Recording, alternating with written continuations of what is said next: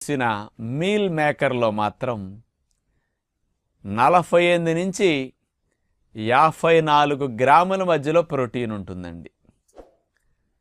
అంటే meal maker అనేది చూడండి, సులువుగా డైజెషన్ అయ్యే, అసలు గ్యాసెస్ రాకుండా పెద్ద ఇబ్బంది లేకుండా రుచికరంగా మన వంటలు చేసుకునే మీల్ మేకర్లో ఇంత ప్రోటీన్ దాగుందని మీరు ఎప్పుడన్నా ఆలోచించారా అసలు? అంటే మనం దాన్ని తయారు చేసే తీరును బట్టి కొద్దిగా ప్రోటీన్ అప్ అండ్ డౌన్ అవుతూ ఉంటుందన్నమాట.